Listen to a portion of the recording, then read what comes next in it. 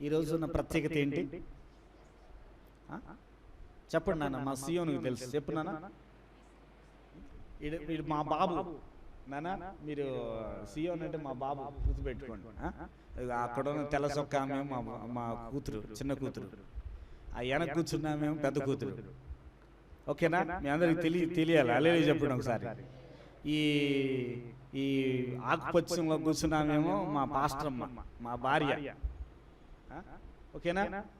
Okay, మీ అందరు ఇది ఎందుకంటే కొత్తగా ఇప్పుడే అడుగు పెట్టున్నారు కొంతమందికి. దేవుని స్తోత్రం కలుగును గాక. ఓకే, హల్లెలూయా. మనం మత్తయి సువార్తలో ఒక వాక్యాన్ని మనం చదువుకుందాం, లేకపోతే లూకా సువార్తలో ఒక వాక్యాన్ని చదువుకుందాం.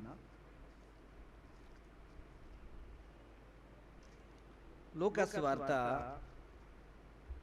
24వ అధ్యాయము. లూకా సువార్త 24వ అధ్యాయము.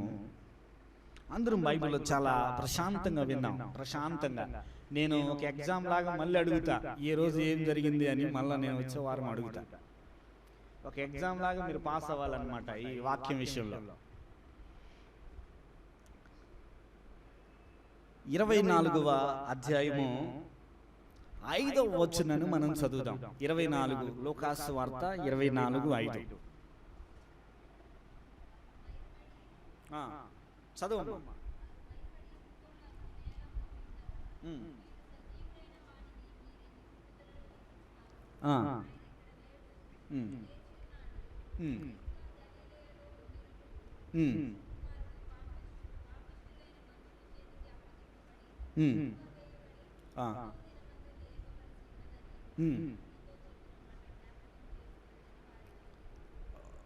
ఓకే నానా, స్టార్ట్ చేయొచ్చు నేను? ఓకే, హల్లెలూయా. సో ఈ లూకా సువార్త 24వ అధ్యాయం 5వ వచనంలో రాయబడినటువంటి వాక్యాన్ని నేను చదువుతున్నాను. వారు భయపడి ముఖమును నేల మోపి ఉండగా, మీరు సజీవుడైన వానిని మీరెందుకు మృతుల్లో వెతుకుచున్నారు? ఆయన ఇక్కడ లేడు, ఆయన లేచి ఉన్నాడు.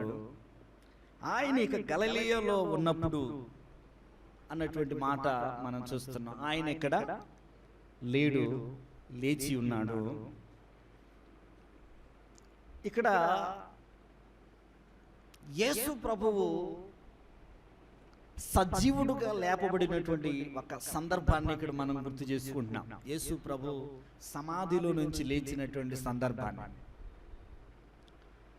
సజీవుడు అంటే దాని యొక్క అర్థం ఏంటంటే, సజీవుడు అని అంటే దాని యొక్క అర్థం ఏంటంటే, ఆయన మరణాన్ని జయించి లేచి నిలబడ్డాడు అని. మరణాన్ని లేచి నిలబడ్డాడు అని, జయించాడని. ఈ భూమి మీద మానవుడు ఎవరు కూడా మరణాన్ని జయించలేరు. మానవుడు ఎవరు కూడా మరణాన్ని జయించలేరు. ఎందుకంటే మరణము ముందు మనిషి నిలబడలేడు. ఎంత పెద్ద విద్యావంతుడైనా, సైంటిస్ట్ అయినా, బ్రెయిన్ని విడదీసి, తలను విడదీసి, గుండెని విడదీసి అతికించి తయారు చేయగలిగినటువంటి డాక్టర్ అంటే అటువంటి సైంటిస్ట్ అయినా కూడా,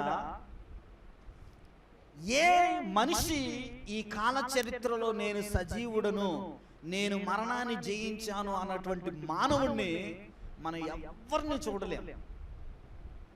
మహాత్ములు ఎంతో మంది పేర్లు మనం చెప్పుకుంటాం. మహాత్ములు పుట్టినటువంటి నేల ఇది. గాంధీ, నెహ్రూ, ఇందిరాగాంధీ, ఎంతో మహాత్ములు పుట్టినటువంటి అంబేద్కర్, మహాత్ములు పుట్టినటువంటి నేల అని మన ప్రాంతాల గురించి మనం చాలా గర్వంగా చెప్పుకుంటాం. మాది ఇండియా, మాది గండియా అని. సో మనం ఎన్నో చెప్పుకుంటాము. కానీ మరణము దగ్గరికి వచ్చేసరికి మరణం ముందు ఎవడు నిలబడలేడు. మనిషి అయితే మరణం ముందు నిలబడలేడు. మనిషి అయితే మరణం ముందు ఏమైపోతాడు? మరణం ముందు మరణం ముందు మనిషి అయితే ఓడిపోతాడు. మనం చూస్తాము యేసు ప్రభు మనిషా దేవుడా? ఒక ప్రశ్న మనకు వస్తుంది. యేసు ప్రభు ఒక మనిషా దేవుడా అని. ఈ బైబిల్ ఏం చెప్తుందని అంటే, యేసు ప్రభువు, ఈ బైబిల్లో మనం యేసు ప్రభుని కొంతమంది వాదించే వాళ్ళు ఉన్నారు, యేసు ప్రభు పూర్తిగా మనిషి అని. ఎందుకంటే యేసు ప్రభు మనిషే అని చెప్పడానికి బైబిల్లో లక్షల ఆధారాలు ఉన్నాయి, వందల ఆధారాలు ఉన్నాయి, వేల ఆధారాలు ఉన్నాయి. ఎవరని చెప్పడానికి? యేసు ప్రభు మనిషి అని చెప్పడానికి వందల వేల లక్షల ఆధారాలు బైబిల్లో ఉన్నాయి. ఎవరని చెప్పడానికి? మనిషి అని చెప్పడానికి. మనిషి చచ్చిపోవాలా బ్రతకాలా మరణం ముందు? కత్తితో పొడిస్తే రక్తం వస్తుందా, బంగారం వస్తుందా? మనిషికి అయితే చెప్పండి, కత్తితో పొడిస్తే కొడితే మనిషికి దెబ్బ తగులుతుందా, లేకపోతే డైమండ్లు బయటకు వస్తాయా? మనిషి అయితే దెబ్బ కొడితే దెబ్బ తగిలిపోతుంది. మనిషిని పొడిస్తే రక్తం బయటకు వస్తుంది, ఎందుకంటే మనిషి కాబట్టి. యేసు ప్రభు 100% మనిషే. ఎందుకంటే మనిషిలాగా ఆయన పుట్టాడు, మనిషిలాగా ఆయన పెరిగాడు, మనిషిలాగా ఆహారము తిన్నాడు, మనిషిలాగా నిద్రపోయాడు, మనిషిలాగా కోపం వచ్చింది, మనిషిలాగా బాధపడ్డాడు, మనిషిలాగా దుఃఖపడ్డాడు, మనిషిలాగా నడిచాడు, మనిషిలాగా మాట్లాడాడు, మనిషిలాగానే సహజీవనం చేశాడు. ఈవెన్ రైట్ పర్ఫెక్ట్గా ఆయన మనిషే. ఎంతమందికి తెలుసు మనిషి అని? ఒకసారి చెయ్యొద్దండి. యేసు ప్రభు మనిషేనా? చెప్పండి, మనిషేనా? చెయ్యొద్దండి. మనిషేనా? నేను ఇప్పుడు దాకా చెప్పింది అదేనా? యేసు ప్రభు మనిషేనా కాదా? యేసు ప్రభు ప్రకటించుకునేది అంటే మనుష్య కుమారుడు అని అనేక సార్లు ఆయనే చెప్పుకున్నాడు. మనుష్య కుమారుడు, మనుష్య కుమారుడు అని. యేసు ప్రభు 100% మనిషే. మీరు చూడండి, నిన్ను కూర్చోబెట్టి యేసు ప్రభుని పక్కన కూర్చోబెడితే ఏం వ్యత్యాసం కనబడదు. ఆయనకి 2 కళ్ళు ఉంటాయి, నీకు 2 కళ్ళు ఉంటాయి, ఆయనకి 2 చేతులు ఉంటాయి, నీకు 2 చేతులు ఉంటాయి. ఆయనకి ఉండే మనిషి, ఒక పురుషుడికి ఉన్నటువంటి దేహం ఎలా ఉంటుందో ఆయనకు కూడా అలాగే ఉంటుంది. ఇక విపరీతంగా కోతి తలకాయో, కుక్క తలకాయో, పాము తలకాయో ఉండదు. ఎందుకంటే ఇవన్నీ పర్ఫెక్ట్ మానవుడు. మరి పర్ఫెక్ట్ మానవుడు అయితే మనం ఎందుకు ఇక్కడ భజన చేయడం? ఎందుకు ఈరోజు ఒక మనిషి చచ్చిపోయిన దాని గురించి మనం గుర్తు చేసుకోవడం? ఏముంది ఇక్కడ? ఎంతమంది సావలేదు, ఎంతమంది బ్రతకలేదు, ఎంతో మంది చచ్చిపోయినటువంటి మనుషుల్ని మనం ఎంతో మందిని చూస్తలేదా? ఒక రోజు ఏదో జ్ఞాపకార్థ కూడికి పెట్టుకుంటాం, అయిపోతుంది ఆ రోజుతోటి. మనం ఎందుకు ఇక్కడ కూడుకోవటం? ఆయన గురించి మనం ఎందుకు ఇక్కడ ఆరాధన చేయడం? ఆయన కోసం ఎందుకు మనం ఇక్కడ బైబిల్ పట్టుకోవడం? ఆయన కోసం ఎందుకు ఇక్కడ మోకాళ్ళు వేయడం? ఆయన కోసం నేనెందుకు, మీరెందుకు? హల్లెలూయా, హల్లెలూయా. మనిషి అయితే నా కోసం భజన చేయడం ఎందుకు? మీరు నా కోసం ఇక్కడికి రావడం ఎందుకు? హల్లెలూయా చెప్పండి. ఈవెన్ 100% పర్ఫెక్ట్ మానవుడు యేసు ప్రభు. అయితే ఈవెన్ 100% మానవుడు, 100% చెప్పండి, 100% చెప్పండి, 100% దేవుడు. దేవుని స్తోత్రం చెప్పండి. హల్లెలూయా, హల్లెలూయా. 100% మానవుడు, 100% దేవుడు. ఎందుకు అని అంటే, దేవుడుగా ఉంటే ఏ వ్యక్తి కూడా దేవుడు చేరుకునే అవకాశం లేదు. అసలు దేవుడు ఎట్లా ఉంటాడు? ఎవరో కవులు ఆకాశాన్ని చూసి అదొక దేవుడని, గాలిని చూసి ఒక దేవుడని, కుక్కను చూసి ఒక దేవుడని, భూమిని చూసి ఒక దేవుడని, సూర్యుని చూసి ఒక దేవుడని, ఇలా కథలు అల్లేరు. పూర్వకాలంలో వేల సంవత్సరాల కిందట దేవుడు ఎవరో తెలియక మంచినీళ్ళను బట్టి మనం మంచినీళ్ళు తాగుతుంటే దానివల్ల బతుకుతున్నాం. ఇదే దేవుడయ్యా, ఈ సూర్యుడే దేవుడయ్యా, ఈ చంద్రుడే దేవుడయ్యా, ఈ ఈ జంతువులే దేవుడయ్యాన్ని దేవుళ్ళను వాళ్ళ రూపాలలో చెప్పుకొని ప్రచారం అయిపోయింది మన దేశంలో. అలాగా పూర్వకాలంలో అనేకమైనటువంటి నమ్మకాలు దాని మీద ఏర్పడ్డాయి. ఎందుకంటే దేవుడు ఎవరు చూడలేదు కదా, దేవుడు ఎవరికి తెలియదు కదా, దేవుడు ఎలా ఉంటాడో అసలు ఎవరికి తెలియదు. ఎందుకంటే ఒక మనిషి దేవుణ్ణి ఎట్టి పరిస్థితుల్లో చూడలేడు, చేరలేడు, ఈవెన్ నాట్. ఒక మనిషి దేవుణ్ణి చేరుకోవడం అనేది అసాధ్యము. చూడలేడు, వినలేడు, చేరుకోలేడు. దేవుణ్ణి ఒక మనిషి చేరుకోవడం అంటే అసాధ్యం. ఎందుకంటే దేవుడు దేవుడు కాబట్టి, మానవుడు మానవుడు కాబట్టి. ఆకాశము భూమి కలుస్తుందంటే కలుస్తుందా? ఆకాశం భూమి కలుస్తుందా? ఒకవేళ భూమి వెళ్ళిపోయి నేను ఆకాశాన్ని పోయి చెయ్యి క్యాచ్ ఇచ్చేస్తాను అని అంటే కలుస్తుందా? కలవదు. దేవుడు అన్నాడు, నేను ఆకాశంలో ఉన్నాను, మీరు భూమి మీద ఉన్నారు. దేవుడికి మానవుడికి అసలు ఎటువంటి కనెక్షన్ లేదు, కలవలేదు. ఎందుకంటే దేవుడు ఒక కాలు ఇక్కడ పెట్టాలంటే భూమి సరిపోదు, తెలుసా? ఆకాశ మహాకాశాలు పట్టజాలనే వాడు అంట. దేవుడు ఒకవేళ కాలు పెట్టాలంటే భూమి సరిపోదు. ఎన్నో వందల గ్రహాలు పడినా కూడా దేవుడు కాలు పెట్టడానికి భూమి సరిపోదు, ఆకాశం సరిపోదు.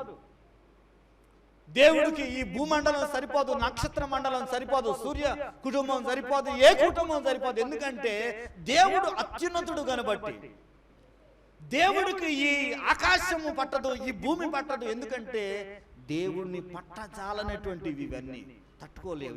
ఈ భూమి దేవుణ్ణి తట్టుకోలేదు. దేవుని స్తోత్రం కలుగుగాక. హల్లెలూయా, హల్లెలూయా. నన్ను తీసుకెళ్ళి ఈ డబ్బాలో బంధించుకోవాలంటే ఎట్లా ఉంటుంది? 80 కిలోలు ఉన్నవాడిని లీటర్లో బంధించుకోవాలంటే సాధ్యమవుతుందా? దీనిలోకి వెళ్ళిపోయి చిన్నగా ఈ డబ్బాలో దూరాలంటే అయిద్దా? అవదు. ఎందుకంటే దేవుడు దేవుడు కాబట్టి ఆయనకి ఈ ఆకాశ మహాకాశములు పట్టవు.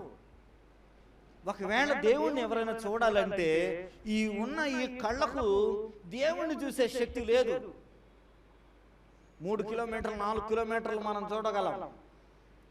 టెలిస్కోప్ కొన్ని లక్షల కిలోమీటర్లు కనిపెట్టారు. టెలిస్కోప్ అంటే అంతరిక్షంలో ఏం జరుగుతుందని అంటే దాన్ని తెలుసుకోవడానికి టెలిస్కోప్.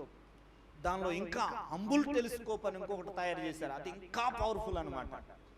ఈ నక్షత్ర మండలంలో ఎన్ని నక్షత్రాలు ఉన్నాయి, దాని కలర్ ఏంటి, దానికి ఉన్న శక్తి ఏమిటి, దాని వెలుగు ఏంటి, దాని తెలివేంటి, అన్ని పరిశోధన చేసేది అంబుల్ టెలిస్కోప్.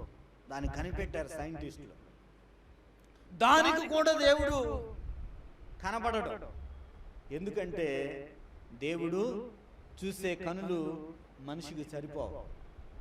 ఇప్పుడు దేవుడు మనిషి కలవాలంటే ఎట్లా? ఒకవేళ దేవుణ్ణి ఎవరైనా దేవుణ్ణి పట్టుకోవాలంటే మనిషి ఏమైపోతాడు తెలుసా? మీరు చూసారా, రైలుకి కరెంట్ ఉండదు తెలుసా? రైలు కరెంట్ ఉండదు సపరేట్గా. మనకు ఇప్పుడు నడిచే ట్రైన్లకు ఉన్నటువంటి కరెంట్ ఉంటుంది, దానికి ఒక తీగ కరెంట్. ఇప్పుడు అది 24 అవర్స్ ఆల్ ఇండియా మొత్తం ఒకే పవర్. దాన్ని పోయి ఒకసారి అటు పట్టుకున్నాం అనుకోండి, మన పని ఎట్లుంటది? ఎప్పుడైనా ట్రై చేశారా మీరు? ఎట్లుంటది తెలుసా? అట్లాగే వాడు నిప్పు కణం అయిపోతాడు కిందకి. నిప్పు కణం లాగా కిందకి మొత్తం అంతే. వితిన్ ఒక్క నిమిషంలో వాడు కింద డెడ్ బాడీ అయిపోయి ఉంటాడు. ఖాళీ ఆ వీటి వచ్చేస్తుంది బాడీ అంతా. మానవుడు కనిపెట్టిన ఒక కరెంటుకే మనిషి చచ్చిపోతుంటే దేవుణ్ణి ముట్టుకునేటువంటి శక్తి ఏ మానవుడికి లేదు. చూడలేడు, పట్టుకోలేడు, చేరలేడు. మరి ఎలా మానవుడికి దేవునికి ఎలా కనెక్షన్ కావాలా? ఒక ఆయన ఒక శాస్త్రం చెప్పాడు. శాస్త్రం నానా వింటున్నావా, రాస్తున్నావా, వింటున్నావా? హల్లెలూయా. సో మనం ఒకసారి యోబు గ్రంథంలోకి వెళ్దాం. యోబు గ్రంథంలోకి వెళ్తే 8వ అధ్యాయం అనుకుంటా.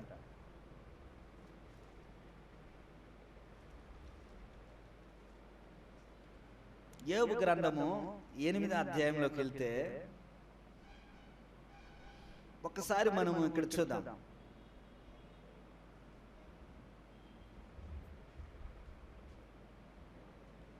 యోబు గ్రంథములో యోబు ఒకసారి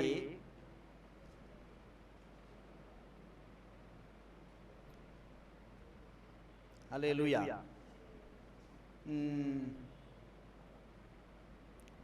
యోబు గ్రంథము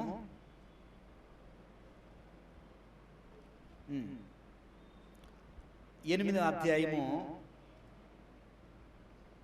32వ వచనం చదువుదామండి. దయచేసి ఎవరైనా బైబిల్ ఉంటే 8:32 చదువుదాం. 8:32 బైబిల్ ఉందా అమ్మా? ఓకే, మీ బైబిల్లో 9వ అధ్యాయము 32, సారీ 9:32 చదవండి ఎవరైనా. ఆయన నా వలె నరుడు కాడు, నేను ఆయనతో వ్యాజ్యమాడజాలను, మేము కలిసి న్యాయ విమర్శకు పోలేము. మా ఇద్దరి మీద చెయ్యి ఉంచదగిన మధ్యవర్తి మాకు లేడు. చాలా జాగ్రత్తగా వినాలి. యోబు ఏమన్నాడంటే, ఒక చాలా బాధపడుతున్నాడు. ఏమని బాధపడుతున్నాడంటే, ఆయన నావలే నరుడు కాడు.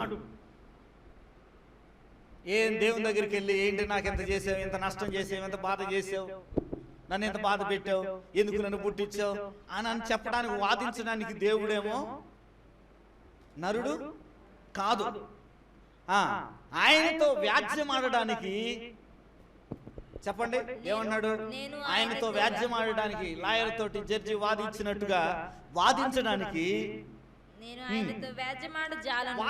వ్యాజ్యం ఆడలేను, తగాద పెట్టుకోలేను, గొడవ పెట్టుకోలేను. ఎందుకంటే ఆయన నరుడు కాదు. మేము కలిసి న్యాయ విమర్శకు పోలేము. మేము కలిసి నీ మీద కేసేస్తా, నీ మీద హల్లెలూయా వాదిస్తా అనటానికి అవదు.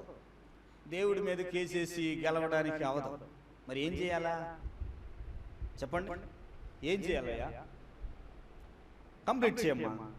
మా ఇద్దరి మీద చెయ్యి ఉంచదగిన మధ్యవర్తి మాకు లేడు. ఆయన తన దండమును నా మీద నుండి తీసివేయవలెను.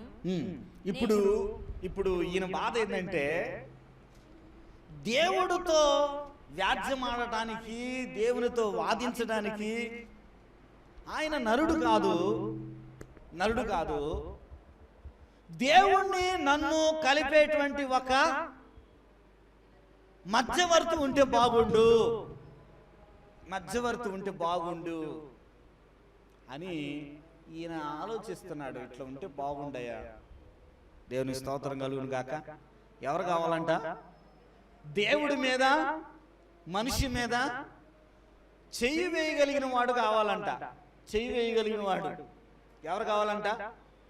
అటు దేవుని మీద, అటు మనిషి మీద చెయ్యి వేయగలిగిన వాడు కావాలంట. ఇప్పుడు మనం చూస్తాము, ఒక చెయ్యి దేవుడి మీద వేసామనుకోండి, మనిషి తీసుకెళ్ళి దేవుడి మీద చెయ్యి వేయగలుగుతాడా? వేయలేడు. ఒకవేళ దేవుడేసి మనిషి మీద చెయ్యి వేయగలిగితే ఉంటాడా? ఉండడు. ఏమేం కావాలనుకుంటున్నాడంటే, దేవుడి మీద, మనిషి మీద చెరోక చెయ్యేసేవాడు కావాలా. దేవుని స్తోత్రం చెప్పండి. ఏం కావాలంట? దేవుని మీద, ఇటు మనిషి మీద చెయ్యి వేయదగిన వాడు కావాలంట. ఇప్పుడు దేవుని మీద చెయ్యి వేస్తేనేమో చెప్పండి ప్రమాదం, దేవుడు చెయ్యేస్తేనేమో వీడు బూడిదైపోతాడు. అందుకని ఒక మధ్యవర్తి కావాలన్నాడు. చూడండి, యేసు ప్రభువు ఎవరనంటే దేవుడి మీద చెయ్యి వేయగలిగిన వాడు. హల్లెలూయా చెప్పండి. హల్లెలూయా. మనిషి మీద చెయ్యి వేయగలిగిన వాడు. చూస్తున్నావా? దేవుడి మీద ఎందుకు యేసు ప్రభు 100% దేవుడు అని అంటే, ఎందుకనంటే తండ్రి పర్ఫెక్ట్ అయినటువంటి దేవుడు. మనం చూస్తాము యేసు ప్రభు తండ్రి మీద చెయ్యి వేయగలిగినటువంటి అధికారం ఉందా లేదా? చెయ్యి వేయగలుగుతాడా? చెయ్యి వేయగలుగుతాడు. తండ్రి మీద, దేవుని మీద యేసు ప్రభు చెయ్యి వేయగలుగుతాడు. అలాగే మానవుడు మీద కూడా ఆయన చెయ్యి వేయగలుగుతాడు. చూడండి, మానవులందరూ యేసు ప్రభువును చూశారు, యేసు ప్రభుతో సహజీవనం చేశారు. ఎవరు చచ్చిపోలే. ఎందుకనంటే ఆయన, చెప్పండి, ఆయన ఇటు దేవుని వైపు వస్తే పరిపూర్ణమైనటువంటి దేవుడు, ఇటు మానవుడు వైపు వస్తే మానవుడు పర్ఫెక్ట్ మానవుడు. 100% మానవుడు, 100% దేవుడు. దేవుని స్తోత్రం చెప్పండి. హల్లెలూయా. ఈరోజు మనం జరుపుకునేటువంటి పునరుద్ధాన పండుగ ఏమి సూచిస్తుందని అంటే, యేసుక్రీస్తు 100% దేవుడు కాబట్టి, ఆయన 100% మానవుడు కాబట్టి ఆయన చచ్చిపోయాడు. మానవుడు కాబట్టి ఆయన్ని పొడుస్తుంటే దెబ్బలు తగిలినాయి, కొడుతుంటే దెబ్బలు తగిలినాయి, పొడుస్తుంటే రక్తం వచ్చింది. ఆయన దేవుడు కాబట్టి. బైబిల్లో ఏముందనంటే, బైబిల్లో మనం చూస్తాము, మీరు చూద్దాము, పేతురు రాసినటువంటి పత్రిక, దయచేసి ఇక్కడ అపోస్తుల కార్యం చూద్దాం ఒక మాట. అపోస్తుల కార్యం 3వ అధ్యాయం. నేను తొందరగా ముగిచ్చేస్తాను. అపోస్తుల కార్యము, బైబిల్ అపోస్తుల కార్యము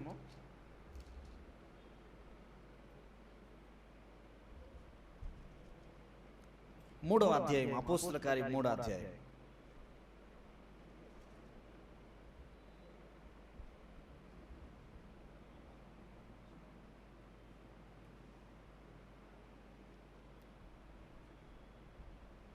చదువుదాం.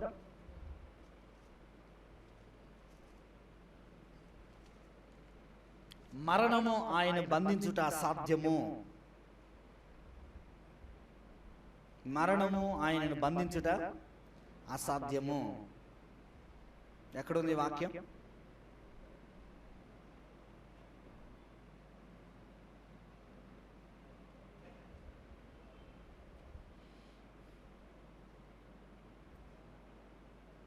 మూడో అధ్యాయము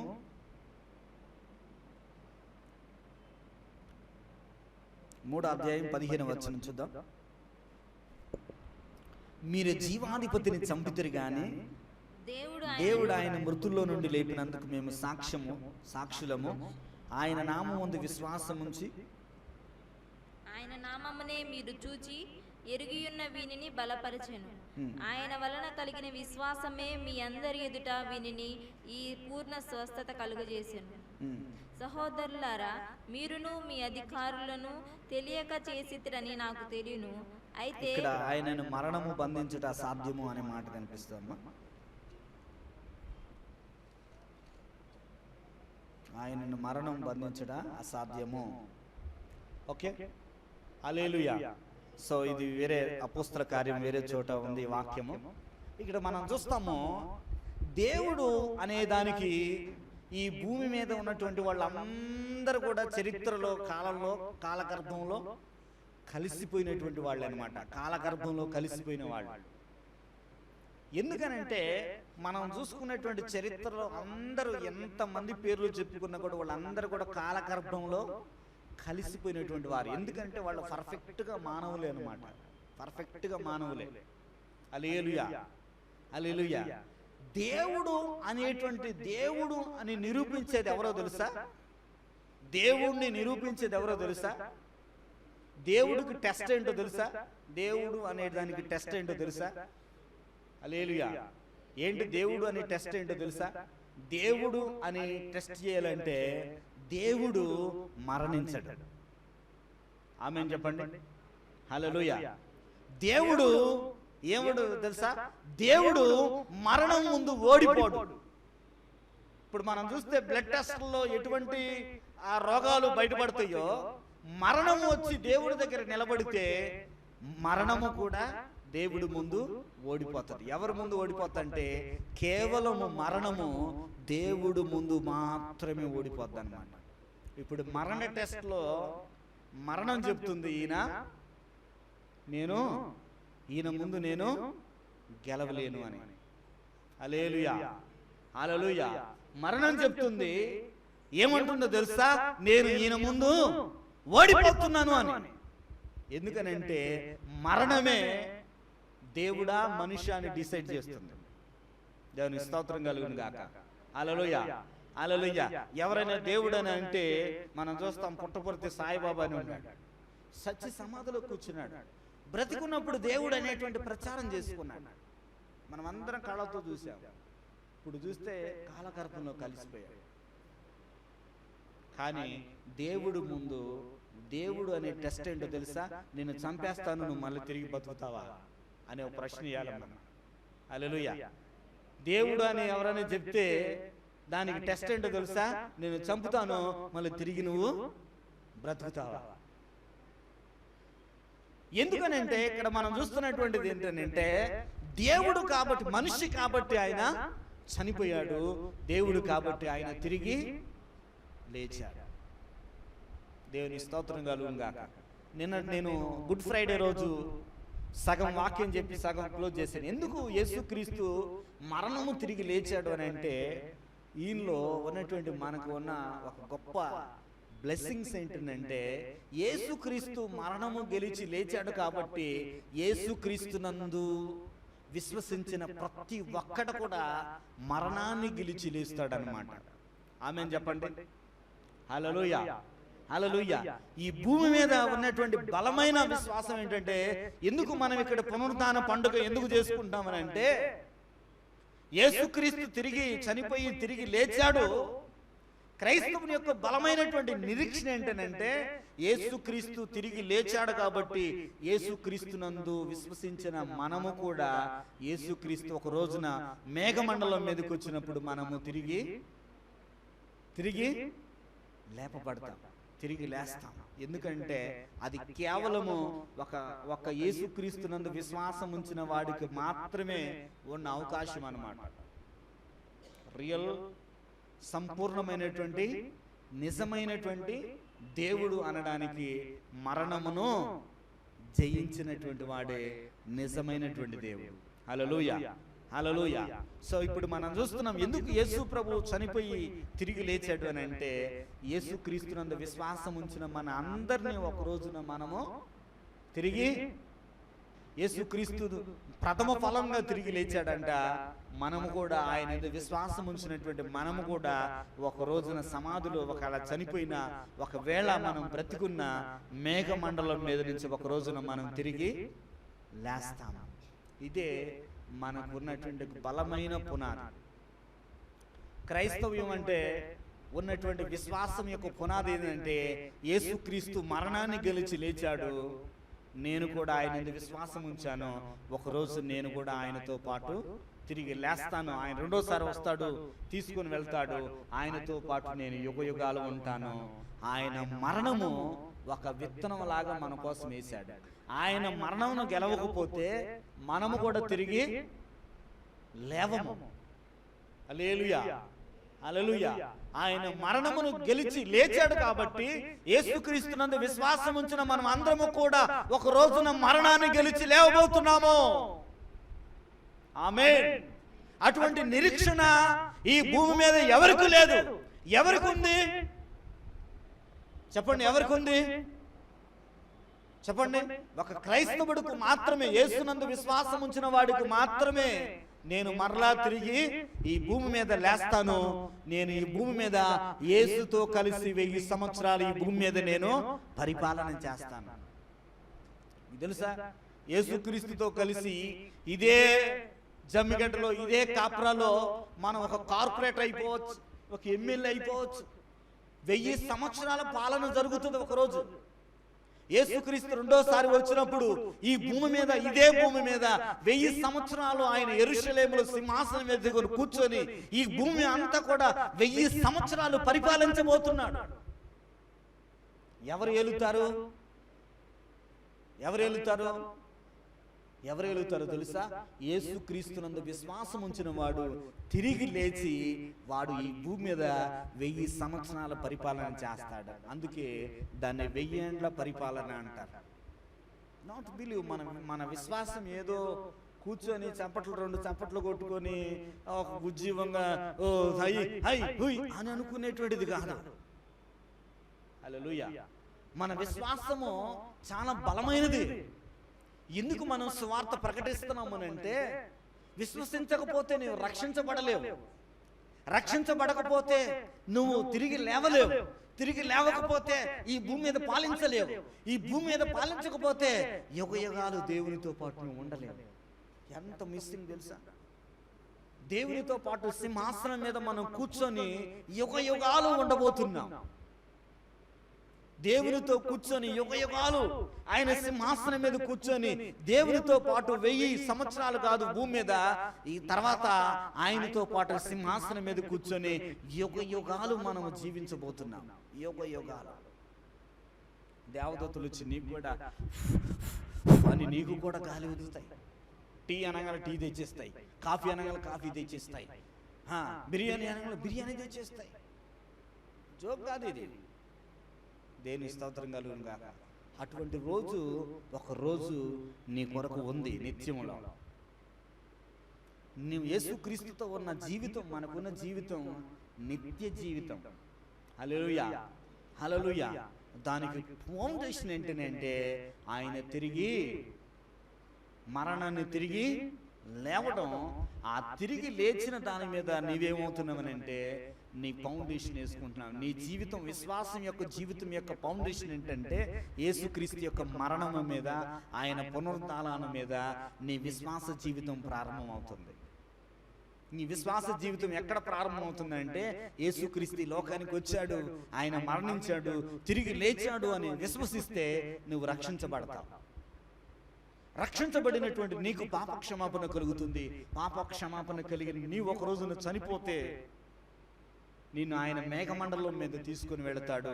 నువ్వు యేసుతో కలిసి ఈ భూమి మీద 1000 సంవత్సరాలు పరిపాలిస్తావు. తర్వాత ఈ భూమిని దేవుడు తీసి అది పడేస్తాడు, కొత్త భూమిని వేస్తాడు, కొత్త ఆకాశాన్ని వేస్తాడు, కొత్త యెరూషలేముని వేస్తాడు. అక్కడ ఆయన సింహాసనం వేసుకుంటాడు. ఆ సింహాసనం మీద నీవు ఆయనతో కలిసి యుగ యుగాలు జీవిస్తావు. ఇది మన జీవితం యొక్క లక్ష్యం. అందుకే మనం సువార్త చేసేది. చాలా మంది యేసు ప్రభువుని నమ్ముకోండి నాయన, నమ్ముకోండి నాయన, నమ్ముకోండి అని అంటే చాలా మంది అనుకుంటారు ఈ మత పిచ్చి, ఇలా మతం పెద్దగా పెరగాలని అని అనుకుంటున్నారు. మన మతం పెరగాలని కాదు. నీవు మరణాన్ని గెలిచి లేవాలని, నీ పాపాలు క్షమించబడాలని, నీవు ఈ భూమి మీద 1000 సంవత్సరాలు పాలించాలని, నువ్వు దేవునితో యుగ యుగాలు జీవించాలని. ఇవన్నీ మిస్ అయిపోతే ఎక్కడుంటాం తెలుసా?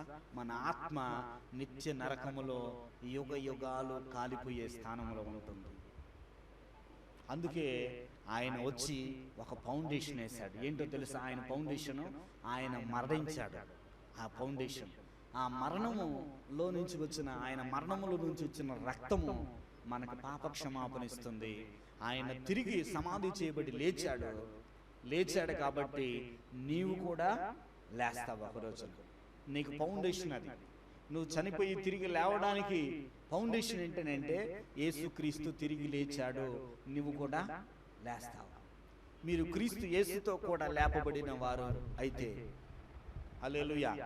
బాప్తిజం అనేది ఏంటంటే సాదృశ్యంగా నీవు చనిపోయి తిరిగి లేచావనేటువంటి ఒక సూచనకు మనం బాప్తిజం అనేది తీసుకుంటాం.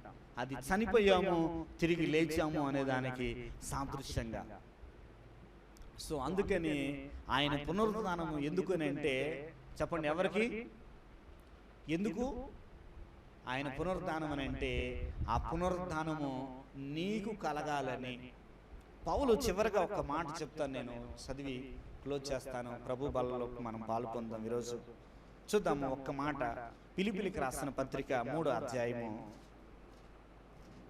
క్లోజింగ్ ముగిస్తాను, వాక్యం చూపించేసి ముగిస్తాను.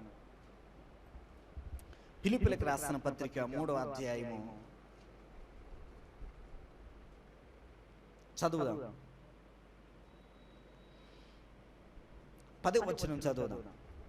ఏ విధము చేతనైనను మృతుల్లో నుండి నాకు పునరుద్ధానము కలగవలనని ఆయన మరణ విషయములో సమానుభావం కలిగిన వాడినై ఆయనను ఆయన పునరుద్ధాన బలము ఎరుగు నిమిత్తము ఆయన శ్రమలలో పాలివాడినై. చూద్దాం, ఆ వాక్యం చూద్దాం.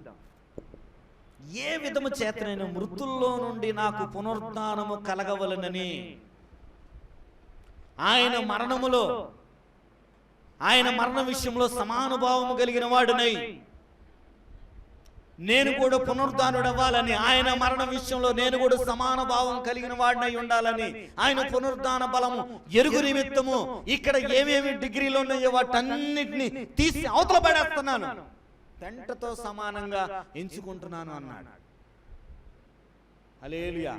సీఎం పదవి కంటే, రోమా పౌరుషత్వము కంటే, విద్య కంటే, ఈ లోకములో ఉన్న వాటిని అన్నిటికంటే నేను ఎక్కువగా ఆశిస్తుంది ఏంటంటే నేను పునరుద్ధానములో తిరిగి లేవాలి. హల్లెలూయా. యేసుక్రీస్తు యొక్క మరణములో నేను కూడా సమానుభావము కలిగిన వాడునై కావాలి, పునరుద్ధానము చెందాలి. దీనికోసమే నేను తాపత్రయపడుతున్నాను అంటున్నాడు పౌలు. మన తాపత్రయం ఏంటి?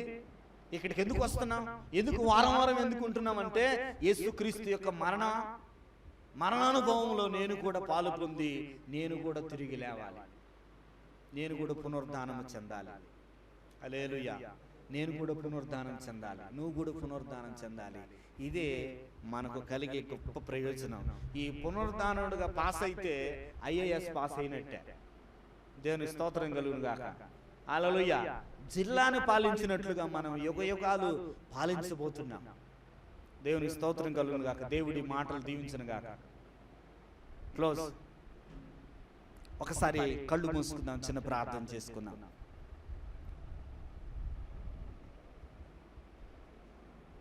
చిన్న ప్రార్థన చేసుకుందాం.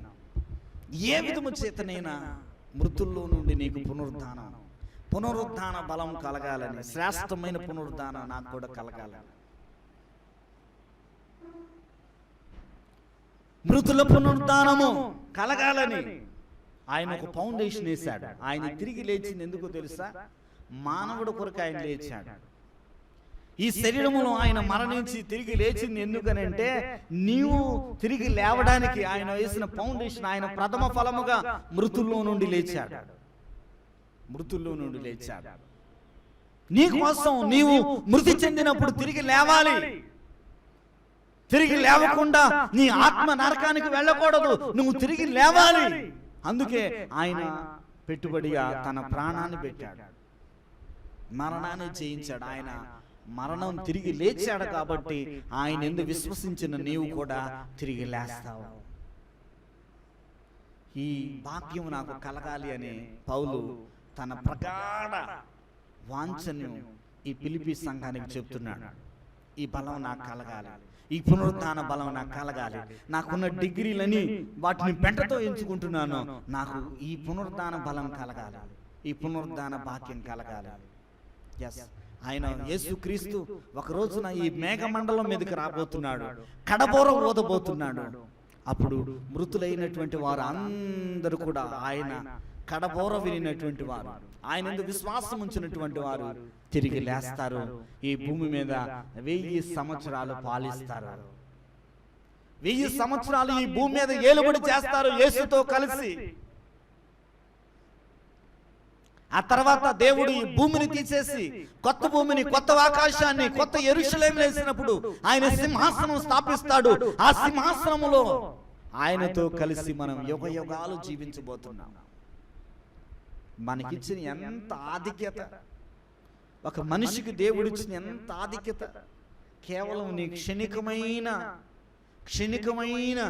నీ కోరికలకి, క్షణికమైన లాభాలకి దేవుడిచ్చిన ఎంత పెద్ద ఆధిక్యతను కోల్పోతున్నాం మనం. ఏదో చిన్న చిన్న కోరికలు, ఈ శరీరానికి కావలసిన చిన్న చిన్న కోరికలు నెరవేర్చుకోవడానికి, చిన్న చిన్న ఆశలు నెరవేర్చుకోవడానికి, చిన్న చిన్న ఆశల కొరకు దేవుడు నీ కోసం ఉంచిన నిత్యమైన ప్రణాళికను పోగొట్టుకొని నిత్య నరకంలోనికి మనం వెళ్ళిపోతున్నాం. దేవుడు మన కోసం వేసిన ఆ నిత్య ప్రణాళిక, ఆ నిత్య సింహాసనం, ఆ నిత్య ఏలుబడిని మనం కోల్పోయి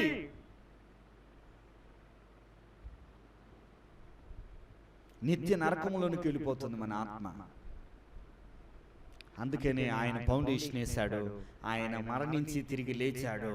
అదే నీ విశ్వాస జీవితానికి పునాది. అక్కడే నువ్వు నమ్మేది, అక్కడే నీకు బలము, అక్కడే నీకు ఫౌండేషన్ దొరికేది. ఒక ఇంటికి ఫౌండేషన్ ఏంటనంటే అక్కడే దానికి ఫౌండేషన్. నీ జీవితానికి ఫౌండేషన్ యేసుక్రీస్తు యొక్క మరణ పునరుద్ధానమే ఫౌండేషన్. ఆయన చనిపోయి తిరిగి లేచాడు.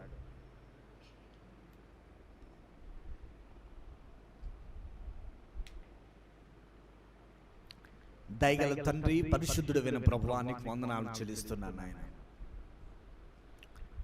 ఈ పునరుత్థాన పండుగలో ప్రభువా తండ్రి నాయన, మేము నిన్ను జ్ఞాపకం చేసుకోవడానికి, నీ మరణ పునరుత్థానాలను మేము జ్ఞాపకం చేసుకోవడానికి, నీవు మా కోసం చిందించిన రక్తము, నీవు మా కోసం పెట్టిన ప్రాణము, నీవు మా కోసం తిరిగి లేచినది,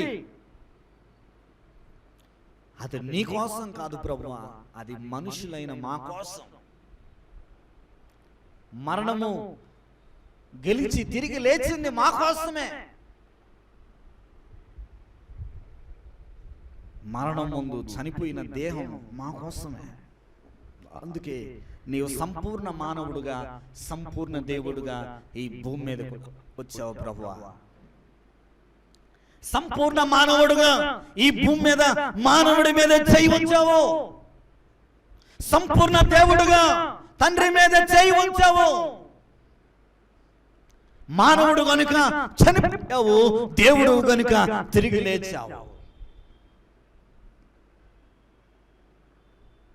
దేవుడు అనే దానికి మరణమే టెస్ట్, మరణ టెస్ట్. మరణమైతే దేవుడు ముందు ఓడిపోతుంది, మానవుడైతే మరణం ముందు ఓడిపోతాడు.